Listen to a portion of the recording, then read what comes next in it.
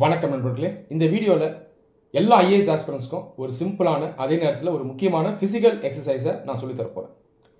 என்னது ஐஏஎஸ் ஆஸ்பிரன்ஸ்க்குன்னு ஒரு ஃபிசிக்கல் எக்ஸசைஸா அப்படின்னு நீங்கள் கேட்கலாம். ஆமாம், இது ஐஏஎஸ் ஆஸ்பிரன்ஸ் செய்ய வேண்டிய ஒரு ஃபிசிக்கல் எக்ஸசைஸ் தான். இன்னைக்கு தேதியில் பெரும்பாலான ஐஏஎஸ் ஆஸ்பிரன்ஸ் ஃபிசிக்கல் எக்ஸசைஸை செய்கிறதில்ல. கேட்டால் அவங்க சொல்லக்கூடிய காரணம் என்னவாக இருக்குன்னா, எனக்கு படிக்கிறதுக்கே நேரம் சரியாக இருக்குது, எக்ஸசைஸ் பண்ணுறதுக்கு நேரமே இல்லை அப்படின்னு சொல்லுவாங்க.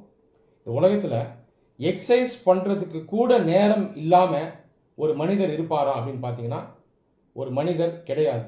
அப்படி ஒருத்தர் எக்ஸசைஸ்க்கு நேரமே ஒதுக்காமல் வேலை செய்கிறாரு, இல்லை ஏதோ ஒரு ஆக்டிவிட்டியில் ஈடுபடுறாருன்னா அவருடைய ப்ரையாரிட்டிஸ் தப்பாக இருக்குது அப்படின்னு அர்த்தம்.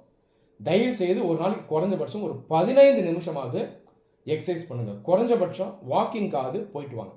நீங்கள் ஐஏஎஸ் ஆஸ்பிரண்ட்டாக இருக்கீங்கன்னா, நீங்கள் ஃபிசிக்கல் எக்ஸசைஸ் பண்ணும்போது உங்கள் பாடி ரெஜுவனேட் ஆகும், ஃப்ரெஷன் ஆகும், ஃபிட் ஆகும். பாடி ஃபிட் ஆகும்போது உங்கள் மைண்டும் ப்ராப்பர் கண்டிஷனில் ஃபங்க்ஷன் ஆகும். நம்ம மைண்டே நம்ம பாடிக்குள்ளே தான் இருக்குது, கரெக்டாக இல்லையா? அப்போது நீங்கள் எல்லாருமே ஃபிசிக்கல் எக்ஸசைஸை ரெகுலராக பண்ணணும். சரி, ரொம்ப நேரம் அட்வைஸ் பண்ணிட்டு இருக்கேன்னு நினைக்கிறேன். சரி, இந்த எக்ஸசைஸ்க்கு நான் வரேன். ஐஏஎஸ் ஆஸ்பிரன்ஸ் செய்ய வேண்டிய எக்ஸசைஸ் என்ன இது? எல்லா ஐஏஎஸ் ஆஸ்பிரன்ஸும் அவங்க படிப்போடு சேர்ந்து செய்யக்கூடிய ஒரு ஃபிசிக்கல் ஒர்க் என்னவாக இருக்குன்னு பார்த்தீங்கன்னா, எழுதுறது. கண்டிப்பாக எழுதி படிக்க சொல்லுவேன் எல்லா ஸ்டூடெண்ட்ஸையும். ஒரு சில பேர் இது செய்ய மாட்டாங்க, ஆனால் பல பேர் இதை ப்ராப்பராக பண்ணுவாங்க. ரெகுலராக எழுதி படிக்கக்கூடிய ஸ்டூடெண்ட்ஸ் இவங்களுக்கு ஒரு சேலஞ்ச் என்னவாக இருக்கும்னா, நிறைய எழுதும்போது கை வலிக்கும். ஆனால் இது நிறைய பேர் ஒரு விஷயமா எடுத்து இதற்கான சொல்யூஷனை தேட மாட்டாங்க. கை தானே வலிக்குது, நம்ம பார்த்துக்கலாம் அப்படின்னு நினைப்பாங்க. ஒரு சில பேருக்கு இந்த ரைட்டிங் ப்ராக்டிஸ்லேயே அந்த ஸ்ட்ரென்த் கிடச்சிடும். நாட்கள் போக போக போக ஸ்ட்ரென்த்தன் ஆகிடும். அது ஒரு இஷ்யூவாக இருக்காது. ஆனால் ஒரு சில பேருக்கு இந்த கை வலிங்கிறது ரொம்ப நாள் இருக்கும். இதனாலே நிறைய பேர் எழுதி பார்க்க மாட்டாங்க. ஆனால் நீங்கள் மெயின்ஸ் எக்ஸாம் எழுத போகும்போது தொடர்ந்து 3 மணி நேரம் நீங்கள் எழுதணும். காலையில் 3 மணி நேரம், ஆஃப்டர்நூன் 3 மணி நேரம் எழுதணும். அப்போது 6 மணி நேரம் நீங்கள் எழுதுகிற அளவுக்கு நீங்கள் ஃபிட்டாக இருக்கணும், ஸ்ட்ராங்காக இருக்கணும். இதுக்கு கண்டிப்பாக ஃபிசிக்கல் ஸ்ட்ரென்த் தேவை. சரி, இந்த ஃபிசிக்கல் ஸ்ட்ரென்த்தை நம்ம எப்படி டெவலப் பண்ணுறது அப்படிங்கிறத பார்ப்போம். நம்ம எழுதுறதுக்கு முக்கியமான பாடி பார்ட் என்ன? நம்முடைய கை தான். நான் அதை சொல்ல வேண்டிய அவசியம் இல்லை. நம்முடைய கை தான் எழுதுது இல்லையா? பேனாவை எடுக்குது, எழுதுது. இந்த கையில் பார்த்தீங்கன்னா முக்கியமான மசில்ஸ் இருக்கு. இந்த பக்கமும் மசில் இருக்கும், இந்த பக்கமும் மசில் இருக்கும். 2 விதமான மூமெண்ட் இந்த கையில் இருக்கு. இந்த மூமெண்ட்டை நம்ம என்ன சொல்கிறோம் அப்படின்னு பார்த்தீங்கன்னா, எக்ஸ்டென்ஷன் சொல்கிறோம். இதை நாம் ஃப்ளெக்ஷன் சொல்கிறோம். Flexion, extension. ஃப்ளெக்ஸிங் பண்ணுறதுக்கும் எக்ஸ்டெண்டிங் பண்ணுறதுக்கும் ஸ்பெசிஃபிக்கான மசில்ஸ் இருக்குது. இந்த மசில்ஸ் பார்த்தீங்கன்னா ஸ்ட்ராங்காக இருக்கணும். இந்த ஃப்ளெக்ஸிங் மசில்ஸும் எக்ஸ்டெண்டிங் மசில்ஸும் ஸ்ட்ராங்காக இருந்தால் தான் நம்மளால் நீண்ட நேரம் எழுத முடியும். சரி, இந்த மசில்ஸை நம்ம எப்படி ஸ்ட்ரெங்தன் பண்ணுறது? இந்த மசில்ஸை நீங்கள் ஸ்ட்ராங்காக வச்சா தான் எழுத முடியும்.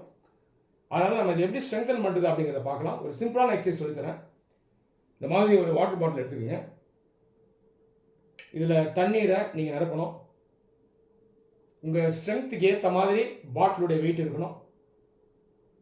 நீங்கள் தேவைப்பட்டால் முதல்ல ஸ்டார்ட் பண்ணும்போது ஒரு எம்டி பாட்டில் கூட எடுத்துக்கலாம். நான் எடுத்துருக்கிறது ஒரு மெட்டல் பாட்டில். இதுக்குள்ளே இப்போ தண்ணி இருக்குது, ஃபுல்லாக இருக்குது.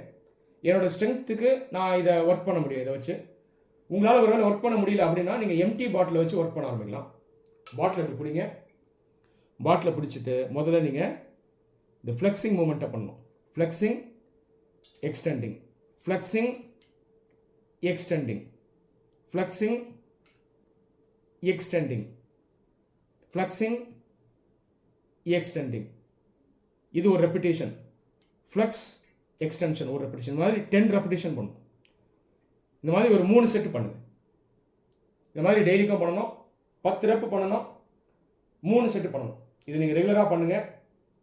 ஒரு கைக்கு மட்டும் பண்ணால் பத்தாது. நீங்கள் எந்த ஃபிசிக்கல் எக்ஸசைஸ் பண்ணாலும் லெஃப்ட்டு பண்ணிங்கன்னா ரைட்டு பண்ணணும், ரைட்டு பண்ணிங்கன்னா லெஃப்ட்டுக்கும் பண்ணணும், ஈக்குவலாக பண்ணணும். ஸோ இதை பண்ணும்போது லெஃப்ட் ஹேண்டுக்கும் சேர்த்து பண்ணுங்கள். நீங்கள் ரைட் ஹேண்டில் தான் எழுதுறா இருந்தாலும் லெஃப்ட் ஹேண்டுக்கும் அந்த எக்ஸசைஸை பண்ணணும். அது இல்லாமல் ஸ்ட்ரென்தனிங் பண்ணுறதை தாண்டி நீங்கள் ரெகுலராக ஸ்ட்ரெச் பண்ணணும். ஃப்ரீயாக இருக்கும்போது என்ன பண்ணணும்னா, நான் இப்போ எழுதி முடிச்சிட்டேன்னு வைங்க, மாதிரி ஸ்ட்ரெச் பண்ணணும். அதே ஃப்ளெக்ஷன், எக்ஸ்டென்ஷன் தான். ஆனால் வெயிட் இல்லாமல் நீங்கள் என்ன பண்ணணும், ஸ்ட்ரெச் பண்ணணும். 1 2 3 4 இந்த மாதிரி பண்ணுங்க. புரியுதா? அப்போது ஃப்ரீயாக இருக்கும்போது ஸ்ட்ரெச்சிங் பண்ணி மசில்ஸை ஃப்ரீ பண்ணணும். அதுக்கப்புறம் நம்ம வெயிட்டை வச்சு அதை ஸ்ட்ரெங்தன் பண்ணணும். இந்த எக்ஸசைஸை பண்ணுங்கள், மசில் ஸ்ட்ரெங்தன் ஆகும். இதோட சேர்த்து நீங்கள் ரைட்டிங் ப்ராக்டிஸ் பண்ணும்பொழுது உங்களுக்கு லாங் டேர்மில் பெயின் இருக்காது, மற்ற இஷ்யூஸும் இருக்காது. நன்றி.